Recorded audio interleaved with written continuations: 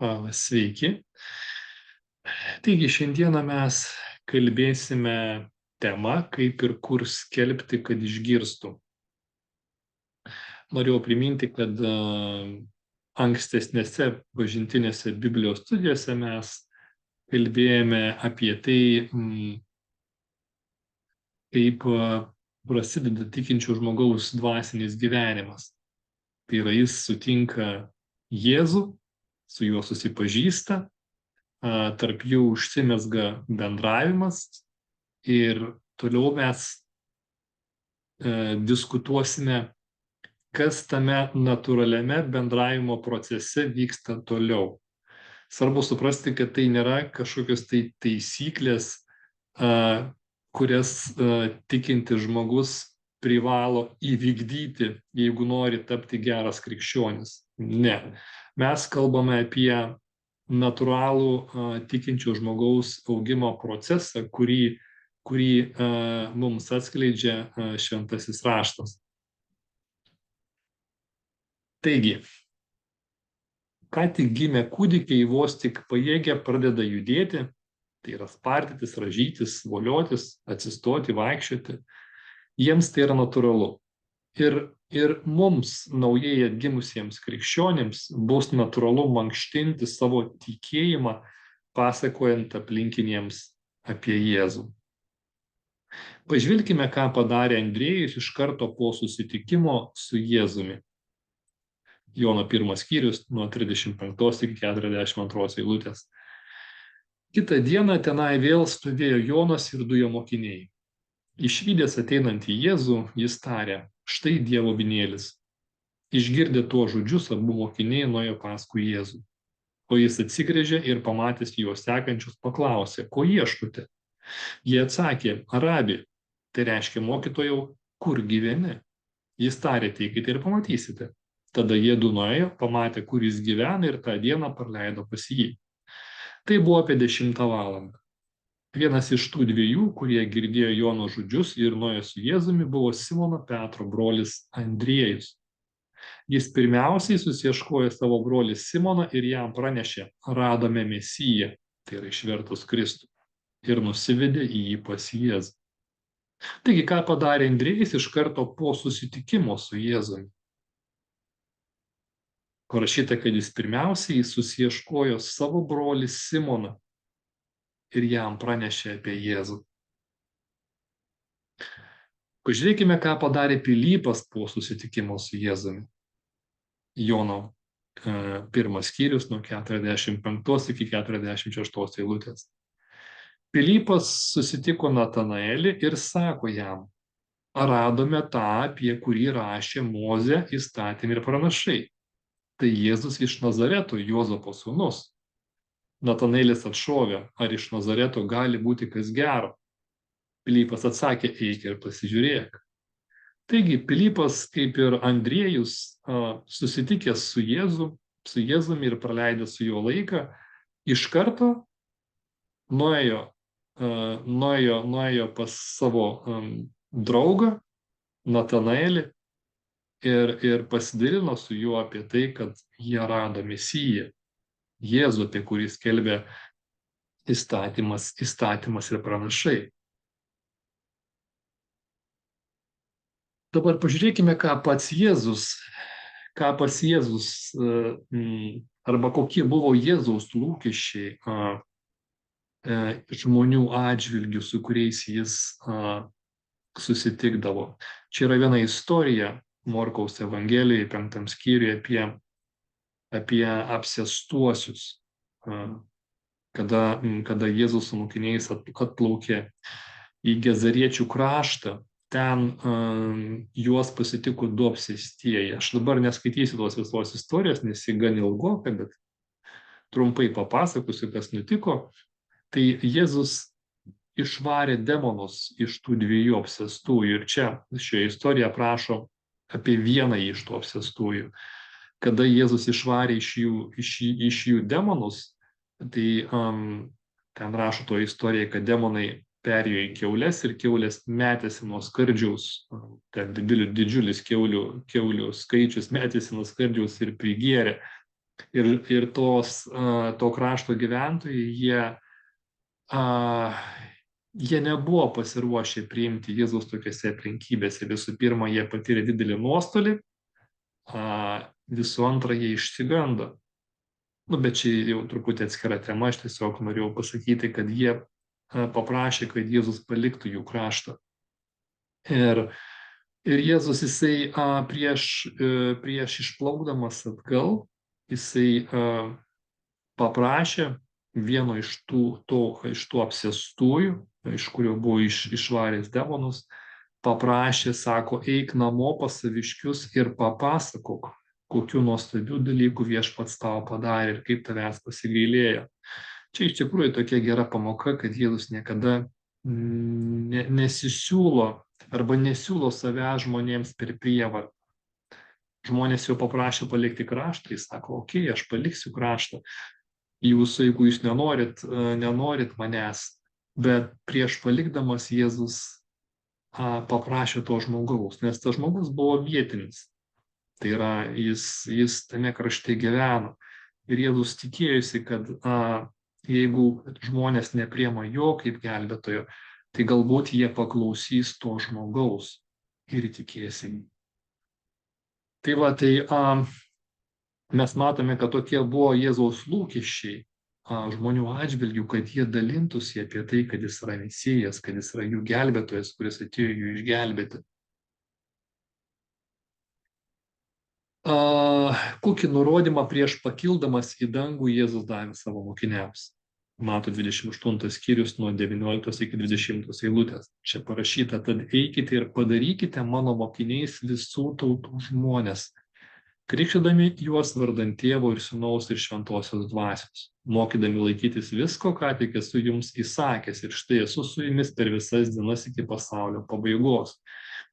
Taigi Jėzus duoda nurodymą, kad jo mokiniai eitų ir padarytų mokiniais visų tautų žmonės. Vat, įdomu yra tai, kad mes kaip krikščionys nesame pašaukti vien tik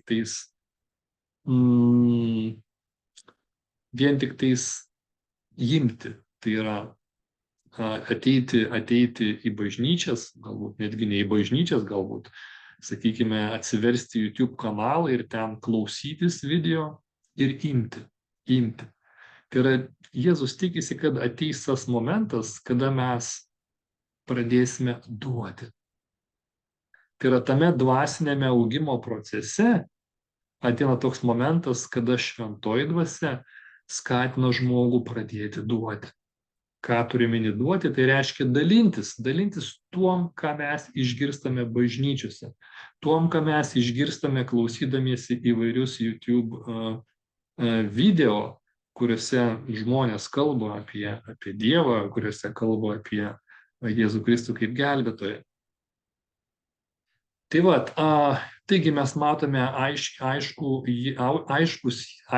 Jėzaus lūkesčius mūsų atžvilgiu, ar ne? Kad tame dvasinėme augimo procese mes pradėsime dalintis su žmonėmis apie tai, kad Jėzus, kad jis yra Mesijas, jis yra mūsų gelbėtojas, jis atėjo išgelbėti ne tik mus, tai yra mane, bet jis atėjo išgelbėti ir mano šeimos narius, jis atėjo išgelbėti ir mano kaimynus, atėjo išgelbėti mano giminaičius, mano draugus ir pažįstamus.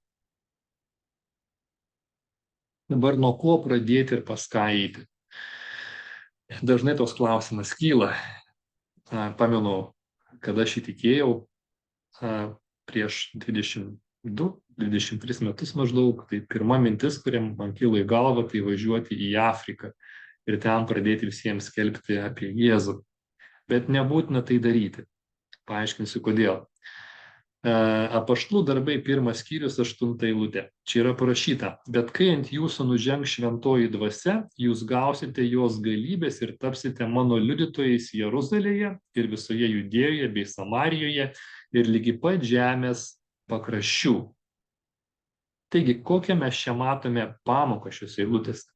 Jėzus sako, tapsite mano liudytojais Jeruzalėje, paskui sako Judėjoje bei Samarijoje ir lygi pat žemės pakraščių.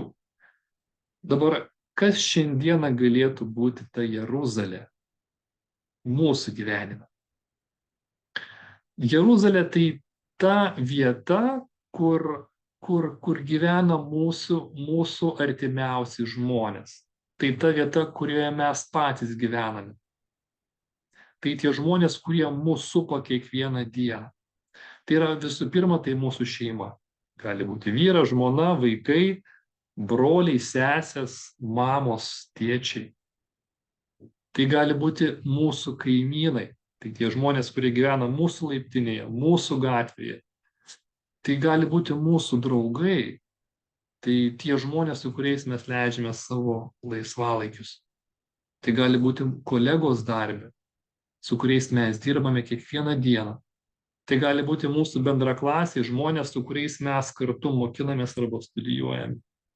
Tai gali būti pažįstami žmonės, kuriuos mes sutinkame sporto salėje, parke, parduotuvėje, turguje, vaikų mokyklose, poliklinikoje, ligoninėje, kavinėje. Tai va čia yra mūsų Jeruzalė, nuo kurios, tai ta vieta, kurioje mes galėtumėm pradėti dalintis su žmonėmis apie tai, ką mes patys sužinojame. Dabar kas šiandieną būtų visa Judėja? Visa Judėja tai galėtų būti giminaičiai, mūsų giminaičiai. Tai močiutės, seneliai, dėdės, tetos, pusbroliai, pusseserės. Tai yra mūsų giminaičiai, kurie gyvena toje šalyje, kurioje ir mes gyvename, bet kitose miestuose. Tai gali būti mūsų draugai, taip pat, kurie yra į kitus miestus išvykę mokyti, studijuoti ar dirbti. Tai taip pat gali būti mūsų pažįstami, taip pat gyvenantis kitose miestuose. Tai yra ne mūsų mieste, bet už mūsų miesto ribų. O kas šiandieną būtų ta Samarija, apie kurią Jėzus kalbėjo? Įdomu yra tai, kad kada mes skaitome Evangelijas, mes matome, kad Samarija buvo ta vieta, kurios žydai tiesiog paniškai vengdavo. Dalykas yra tas, kad anksčiau Samarija buvo dalis Izraelio tautos. Bet po karaliaus Saliamono, Izraelis buvo padalintas į dvi dalis. Tai yra Samarija, tai yra 10,5 Izraelio giminių ir Judėja, tai yra 1,5 Izraelio giminių. Judėja sudarė Judo giminė ir pusė Benjamino giminės. Samarija tai buvo likusios 10 giminių ir taip pat pusė Benjamino giminės. Dalykas yra tas, kad Samarija, tai yra laikui bėgant, jie dėl savo neištikimybės Dievui, jie buvo atiduoti asirams į rankas. Asirijos karalius užpuolė šitą Samariją ir visus jos gyventojus, ne visus, didžiąją dalį jų gyventojų, tai yra žydų, jisai ištrėmė į kitas žemes, o iš tų kitų žemių perkelė gyventojus į Samariją ir tokiu būdu žydai laikui bėgant jie asimiliavosi su kitomis pagoniškomis tautomis ir priėmė jų kultūrą bei jų papročius. Todėl žydų akimis žvelgiant, Samarija buvo šita tokia kaip, pagoniška teritorija, stabmeldžių teritorija. Ir jie vengdavo eiti į šitą kraštą, kad nesusiteptų, nesusiterštų.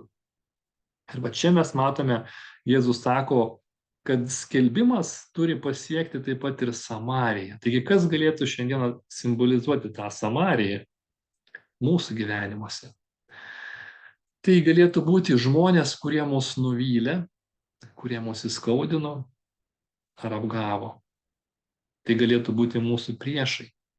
Tai tie, su kuriais mes kažkada nutraukėme santykius. Tai galėtų būti benamiai, alkoholikai, narkomanai, kaliniai, tie socialūs žmonės, į kuriuos mes esame linkę nekreipti dėmesio, praeiti pro juos. Nes mes skaitome, kad tai pats žemiausias socialinis sluoksnis, kuriam mes nepriklausom. Tai gali būti neįgalūs psichinėmis lygomis sergantys žmonės, nuo kurių mes taip pat esame linkę atsiriboti. Tai vat šiandieną tai galėtų būti ta Samarija ir ką Jėzus sako? Jėzus sako, kad jie taip pat turėtų sužinoti apie tai, kad jis yra jų gelbėtojas. O kas tai gali padaryti, jei ne mes?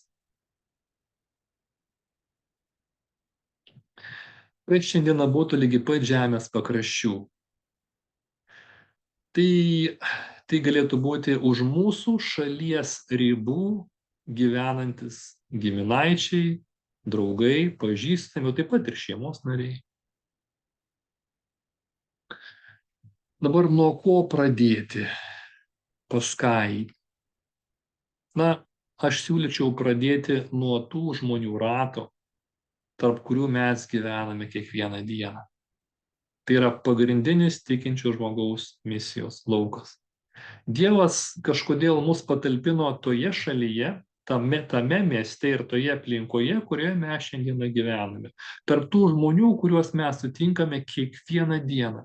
Tai ir yra mūsų misijos laukas, nuo kurio mes turėtumėm pradėti dalintis su žmonėmis apie Jėzų. Ir tikrai nereikia važiuoti į Afriką, nes Afrikoje taip pat kažkas tai gyvena.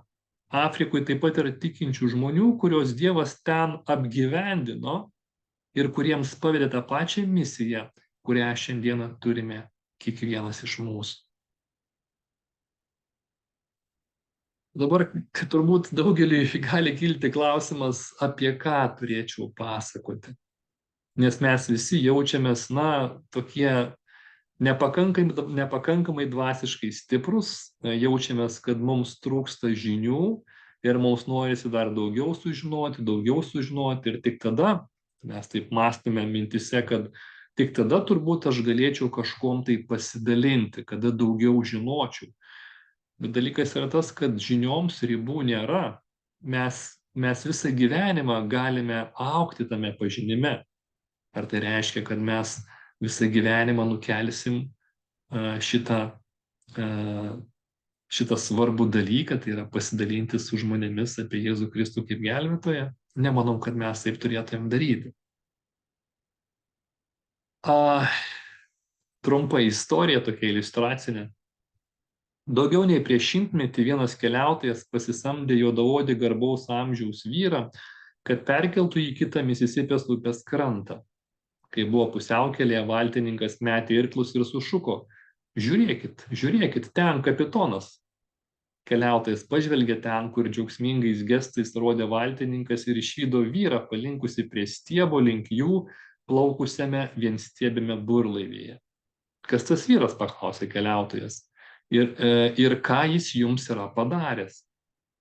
Šis vyras mane išgelbėjo, atsakė juodaodis. Aš įkritau į vandenį, o jis iššokęs sugriebė mane ir išgelbėjo.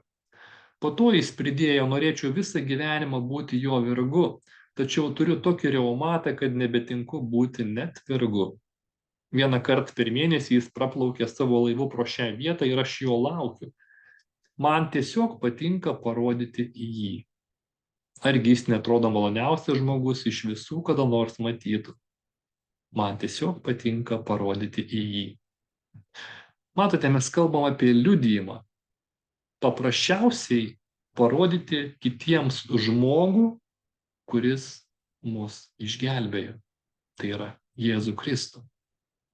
Tiesiog pasakyti, kad toks Jėzus Kristus egzistuoja ir kad jis pakeitė mano gyvenimą. Liudijimai yra patys efektingiausi arba pati efektingiausia priemonė, kurios pagalba mes galime paliesti kitų žmonių širdis. Atkreipkime dėmesį, apie ką Jėzus liepia buvusiam apsėstajam papasakoti savo draugams. Jėzui lipant į valtį, buvęs apsėstasis prašė leisti pasilikti su juo. Bet Jėzus nesutiko ir pasakė: eik namo pas saviškius ir papasakok, kokių nuostabių dalykų viešpats tau padarė ir kaip tavęs pasigailėjo. Tada jis nuėjo savo keliu ir Dekapolyje ėmė skelbti, kokių didžių dalykų Jėzus jam buvo padaręs ir visi stebėjosi, parašyta. Matote, Jėzus neprašė iš jo daug. Tai yra, tas apsėstasis, jisai patyrė Jėzaus gailestingumą. Tai yra, Jėzus išvarė iš jo demonus. Galima sakyti, kad Jėzus pakeitė jo gyvenimą. Ir Jėzus paprašė, kad šitas žmogus pasidalintų tais pokyčiais, kurie įvyko jo gyvenime. Ir parašyta, kad kada žmogus dalinosi apie tai, visi stebėjosi. Tai lietė žmonių gyvenimus. Kodėl? Todėl, kad tie aplinkiniai žmonės, kurie mus gerai pažįsta, jie mus pažinojo tokiais, kokie mes buvome anksčiau. Bet kada Jėzus ateina į mūsų gyvenimą, mes jau ankstesnėse pamokėlėse kalbėjome apie tai, kad pas mus atsiranda vaisiai, pasikeičia mūsų charakteris, mes pradedam atspindėti į Jėzaus charakterį. Ir žmonės tai pamato, jie tai pastebi. Ir kada mes su jais dalinamės apie Jėzų, tas liudijimas būna toks tikras, nes jis yra užtvirtinamas mūsų pasikeitusiais gyvenimais. Ko mums reikia? Mums reikia nebijoti dalintis su žmonėmis apie tai, ką Jėzus dėl mūsų padarė. Juk jis mus išgelbėjo.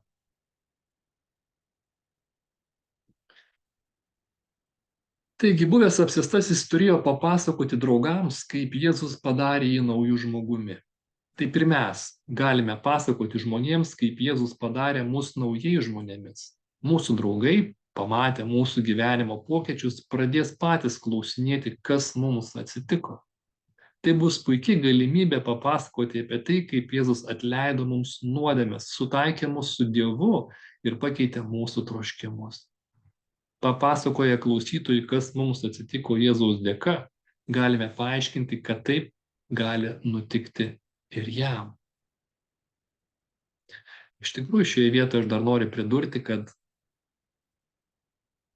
daugybė žmonių šiame gyvenime ieško gyvenimo prasmės. Jie nori pasikeisti, jie supranta, kad daug dalykų, kurie vyksta jų gyvenime, yra blogi dalykai, bet jie nežino, kaip tai padaryti. Atrodo, jiems trūksta tik tais to momento, kada kažkas ateis ir papasakos jiems apie Jėzų.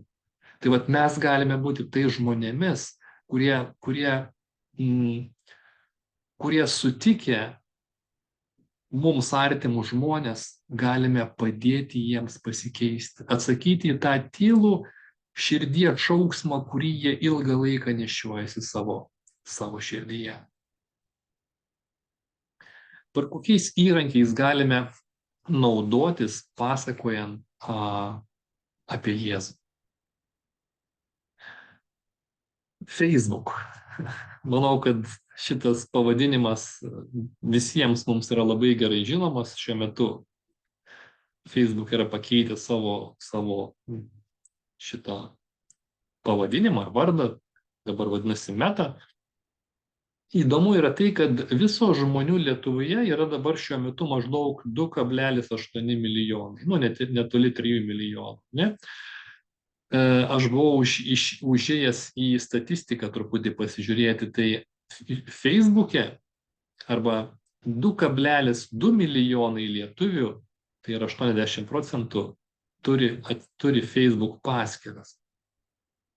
Manoma, kad dar 2 milijonai lietuvių gyvena diasporoje, tai yra JAV, UK, Airijoje, Škotijoje, Ispanijoje, Vokietijoje, Švedijoje, Norvegijoje, Rusijoje. Pagalvokite, koks didžiulis iš tikrųjų misijos laukas prieš mūsų akis. Tai yra, kiek daug lietuvių turi Facebook paskyras, kurias mes galime išnaudoti tam, kad papasakotumėm žmonėms apie Jėzų.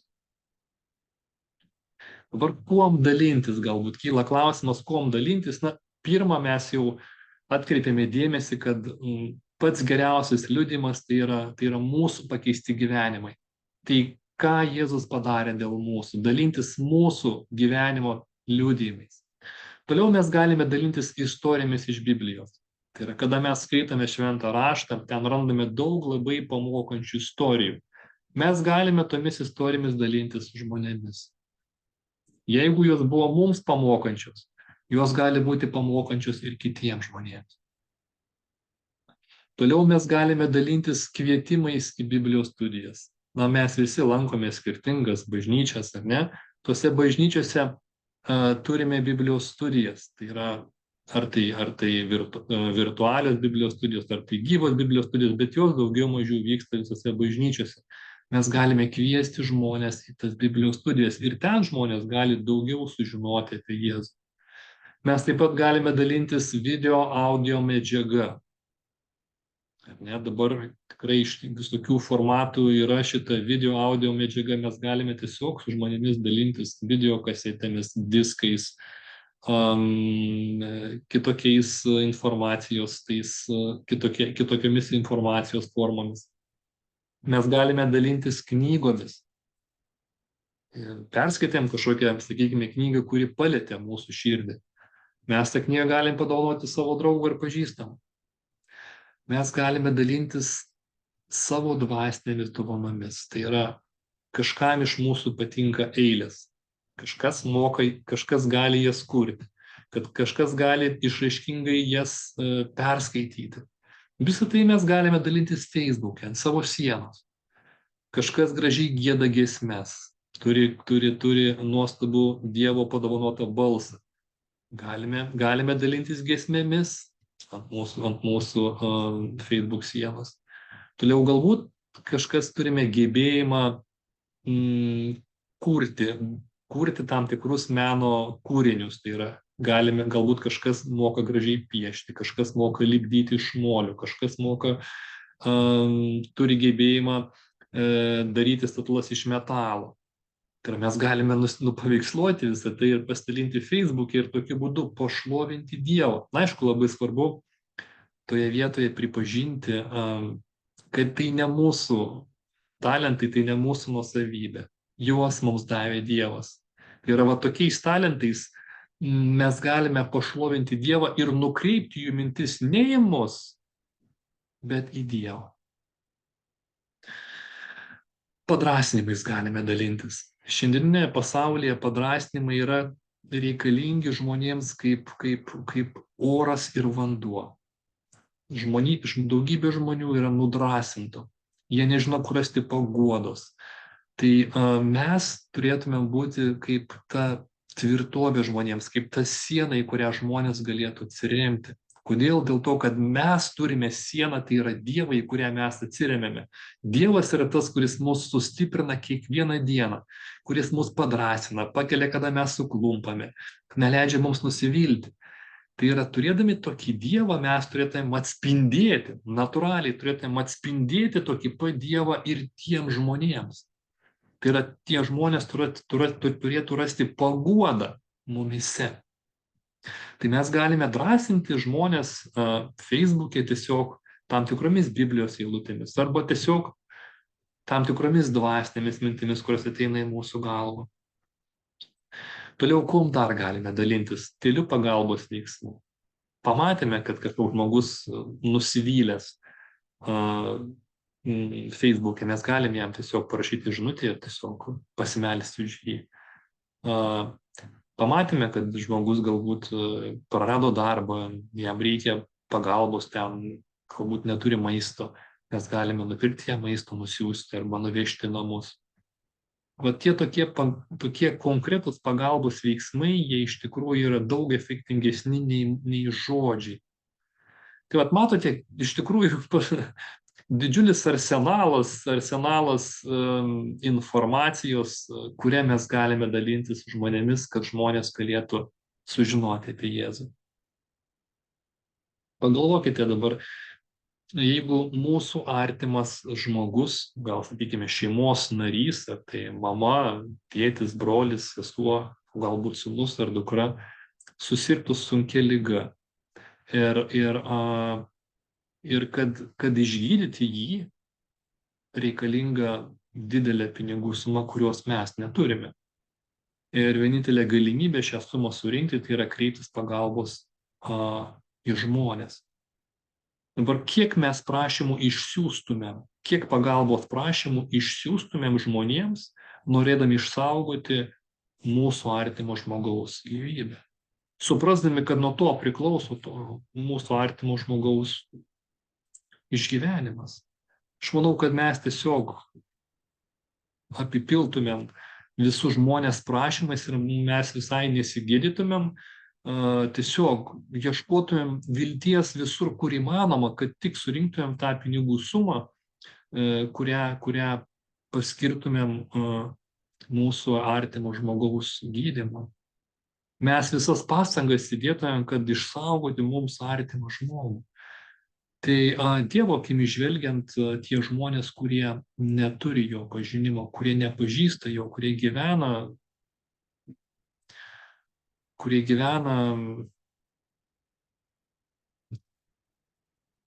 net nežinau kokį žodį parinkti,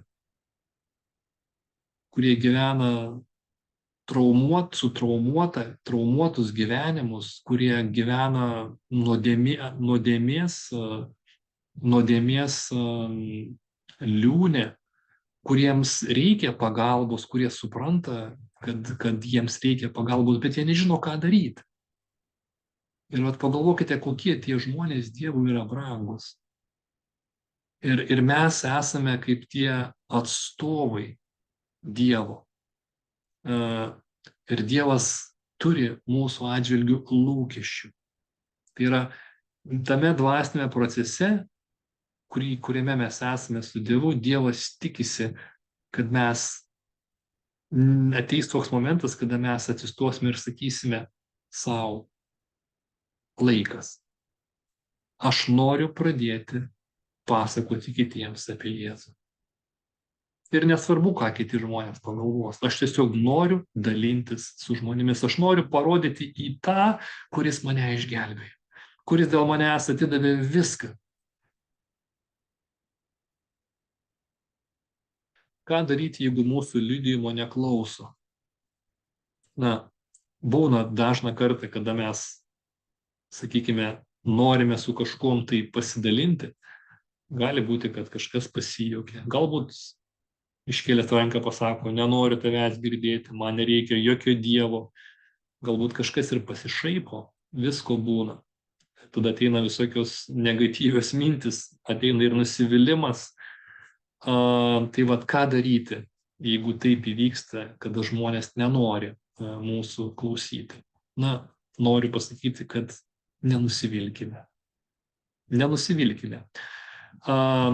Atkreipkime dėmesį vieną švento rašto eilutę, mes suprasime, kodėl dažnai žmonės, sakykime, nėra pasiruošę mūsų girdėti. Čia Paulius rašo Korinto bendruomeniai, aš sodinau, Apolas laistė, o Dievas augino. Nieko nereiškia sodintojas, nei laistytojas, bet tik augintojas Dievas. Kas sodina ir kas laisto, sudaro vieną, tačiau kiekvienas gaus savąjį užmokestį pagal savo triūsą. Mes juk esame Dievo bendradarbiai, o jūs Dievo dirba, Dievo statyba. Dievo man suteikta malonė, aš kaip išmanus statybos vadovas padėjau pamatą, o kitas stato toliau. Tegul kiekvienas žiūrisi, kaip ant jo statyti, juk niekas negali dėti kito pamato, kaip tik tą, kuris jau padėtas, tai yra Jėzus Kristus. Aš truputį išryškinau raktinius žodžius, kurie mums padės pamatyti svarbią pamoką šiose eilutėse. Paulius sako, aš sodinau, Apolas laistė, Dievas augino. Apie ką čia Paulius kalba? Paulius kalba apie procesą, apie žmogaus dvasinio augimo procesą. Tai yra, aš jau šiandieną pradžioje užsiminiau, kad mes kaip tikinti žmonės, mes esame tame dvasinėme augimo procese. Ir ateina toks momentas, kada natūraliai kyla noras, arba turėtų kilti noras eiti dalintis su žmonėmis apie Jėzų. Tai dabar, kada mes sutinkame kitą žmogų savo gyvenime, tai turime suprasti, kad tai tam tikras procesas dvasinis vyksta ir to žmogaus gyvenime. Mes jį sutinkame, bet mes nežinome, kas įvyko iki tos akimirkos, kada mes jį sutikome. Gali būti, kad mes esame pirmas žmogus, kuris jam papasakome apie Jėzų. Ir pirmoji reakcija pas jį buvo atmetimo reakcija, bet tai gali atrodyti paviršutiniškai. Nes turime suprasti, kada mes kalbame apie Dievą, tai ne mūsų žodžiai daro įtaką žmogaus gyvenimui, bet šventoji dvasia, kuri paėmė mūsų žodžius ir įsodina į to žmogaus širdį. Žmogus gali iš karto atmesti tai, ką mes jam pasakojame, bet šventoji dvasia laikui bėgant, dėka mūsų žodžių, pasodins to žmogaus širdyje sėklą, kuri išleis daigelę. Žiūrėkite, parašyta Apolas laistė. Paulius sako, aš sodinau, Apolas laistė. Tada tas žmogus gali sutikti kitą žmogų, kurio liudijimą arba kurio pasidalinimą jis jau priims kitaip nei mūsų. Kodėl priims kitaip? Nes mes buvome tie žmonės, kurie pasiėmė sėklą. Kitas žmogus tą sėklą laistys. Ir galbūt dar kitas žmogus nupjaus derlių. Galbūt tai nebūsime mes. Mes galbūt to žmogų sutikome vieną kartą ir daugiau niekada nesutiksime.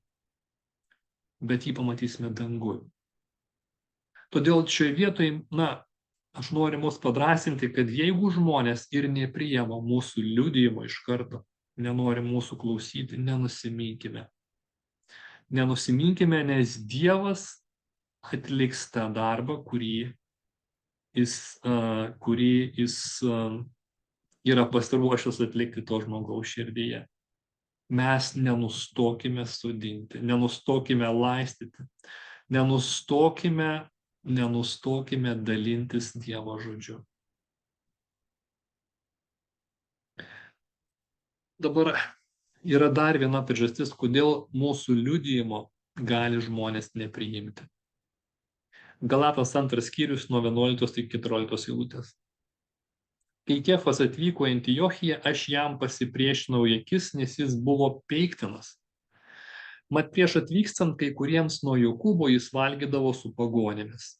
Bet kai tie atvyko, jis atsitraukė ir ėmė jų vengti, bijodamas apipjaustytojų. Kartu su juo veidmainiavo ir kiti žydai. Bet Barnabas pasidavė jų veidmainystei. Pamatęs, kad jie nukrypsta nuo Evangelijos tiesos, aš pasakiau Kefui visų akivaizdoje. Jei tu būdamas žydas gyveni pagoniškai, o ne žydiškai, tai kodėl verti pagonis laikyti žydų papročių? Matote, čia mes matome Petro suklupimą. Petras išsigando žydų požiūrio, nes mes žinome, kad žydams buvo nevalia bendrauti su samariečiais arba su kitų tautų žmonėmis, tai yra pagonėmis, ar ne? Ir Petras išsigando to požiūrio, ką apie jį pagalvos žydų vyresniai, kada pamatys jį valgant su pagonėmis. Nors jis buvo gavęs regėjimą iš Dievo, Apaštalų darbuose 10 skyriui, mes ten matome tą istoriją, kai Petras pamatė regėjime ryką su nešvariais gyvūnais ir išgirdo balsą pjauk Petrą ir valgyk. Ir jisai ten mąstė, ką tas regėjimas galėjo reikšti ir galų gale jo duris pasibeldė Kornelijaus, tai yra romėnų šimtininko pasiuntiniai, kurie pakvietė Petrą ateiti pas Kornelijų. Nes Kornelijus buvo gavęs taip pat regėjimą iš Dievo, kad pasikviestų Petrą pas save. Tada Petras surišo, ką reiškia tas regėjimas, kurį jis gavo apie tuos nešvarius gyvūnus.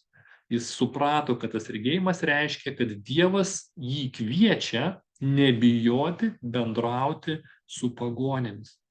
Nebijoti eiti ir pasakoti tiems žmonėms apie tai, kad Jėzus Kristus yra jų gelbėtojas. Tai jis turėjo tą regėjimą, ar ne, bet šioje vietoje mes matome, jisai suklupo. Jis išsigando, ką apie jį pagalvos žydų vyresnieji. Tai bet kokia tai yra pamoka mums šiandieną? Čia mes galime pasimti tokią pamoką, kad dažną kartą mūsų liudijimo gali nepriimti dėl mūsų veidmainysčių. Tai yra, jeigu mes daliname su žmonėmis apie Jėzų Kristų kaip savo gelbėtoją, bet negyvenam tokio gyvenimo patys, o tie žmonės stebi mus ir mato, tuomet tie žmonės mūsų liudijimo nepriims. Tai yra labai svarbu ištirti savo gyvenimą, ištirti savo santykius su Dievu, ar jie yra nuoširdūs. Yra tokia istorija apie vieną žmogų, kuris stengiasi parduoti tepalą, kuris skatina plaukų augimą. Tai tas žmogus eidavo nuo vienų durų prie kitų durų, siūlydamas tą tepalą žmonėms pirkti. Ir taip žmogus visą dieną pravaikščiojo ir nepardavė nei vienos tepalo tubelės. Ir jau galų gale, vakare, kada jau saulė nusileido, jisai užėjo, jisai pabačkino į dar vienas duris ir kada tas žmogus atidarė tas duris ir tas pardavėjas tą tepalą jam pasiūlė, tas žmogus atsisakė pirkti tą tepalą. Ir tada tas pardavėjas sako, kas jums visiems yra, sako, aš jau visą dieną vaikščioju, tą tepalą pardavinėdamas, sako, ir ne vienas iš jūsų to tepalo nenorit nupirkti. Tada tas žmogus jiems sako, tu žiūrėjai į veidrodį. Tai yra, tas pardavėjas, jis buvo pats praplikęs. Jis pardavinėjo tepalą nuo plaukų augimo, bet pats buvo praplikęs. Kas gali pirkti iš tokio žmogaus tepalą, jeigu tas žmogus pats neturi plaukų? Tai žmonės supranta, kad tas tepalas yra neveiksmingas, nes jeigu jis būtų veiksmingas, tai tas pardavėjas pats tą tepalą teptų savo ant galvos, kad plaukai augtų. Tai būna ir tikinčių žmogaus gyvenime. Kada mes dalėmės liudijimais, bet mūsų gyvenimai neatspindi tų liudijimų, tada žmonės supranta, kad tai yra melagystė arba tai yra neveiksminga, nes tai visų pirma nepakeičia mūsų. Ir jeigu mūsų nepakeičia, kaip gali pakeisti tą žmogų? Todėl žmonės jie atsisako priimti tokį liudijimą. Tai va čia yra dar viena priežastis, kodėl mūsų liudijimų žmonės gali nepriimti. Reikia ištirti savo gyvenimą. Tai tikinčio žmogaus liudijimo žmonės gali nepriimti dėl veidmainiavimo, kada skelbiame, bet taip negyvename. Pavyzdžiui, kalbame kitiems apie Jėzų ir jų akyse apkalbame kitus žmonės jiems už nugaros arba kažkaip kitaip negarbingai elgiamės kitų žmonių atžvilgiu. Taigi mes einam į pabaigą. Tuoj aš uždarysiu čia šitą. Ups.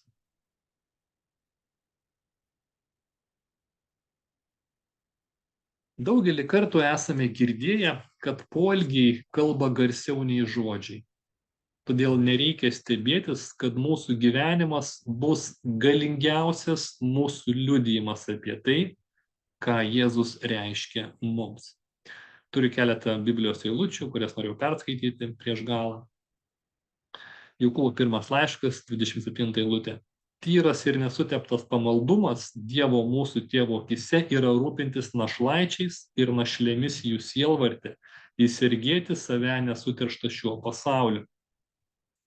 Taigi mes matome šiose eilutėse, kas yra svarbu. Svarbu yra praktiškai padėti kitiems žmonėms. Tai yra, čia sako, rūpintis našlaičiais ir našlėmis jų sielvarte. Bei saugoti save nesuterštą šiuo pasauliu. Tai yra patiems negyventi nuodėmėje. Nes, kaip ir minėjau, jeigu mes patys gyvenam nuodėmėje, kokie mes galim būti šviesa kitiems žmonėms. Mato 12:7. Tad visa, ko norite, kad jums darytų žmonės, ir jūs patys jiems darykite, nes tai ir yra įstatymas ir pranašai. Čia yra auksinė taisyklė. Visą laiką ištirkime, ar mums tai patinka. Tai, ką mes darome kitam žmogui, ar mums tai patiktų. Ir jeigu mums taip nepatinka, nedarykime to kitam žmogui. Galatam 6:2. Nešiokite vieni kitų naštas ir taip įvykdysite Kristaus įstatymą. Michėjo 6:8. Žmogau, jis tau pasakė, kas gera ir ko iš tavęs reikalauja viešpats. Tik daryti, kas teisinga, mylėti ištikimą meilę ir nuolankiai eiti su savo Dievu. Taigi, draugiškų santykių, gerumo, duonos kepalo, sausainių lėkštės, šypsenos prasilenkiant gatvėje, pagalbos rankos ištiesimo kiemo tvarkymo darbuose, sąžiningumo verslo sandėriuose, užuojautos tiems, kam nesiseka ir rūpinimosi jais dėka galite paliudyti Jėzų užkariaujant žmonių širdis.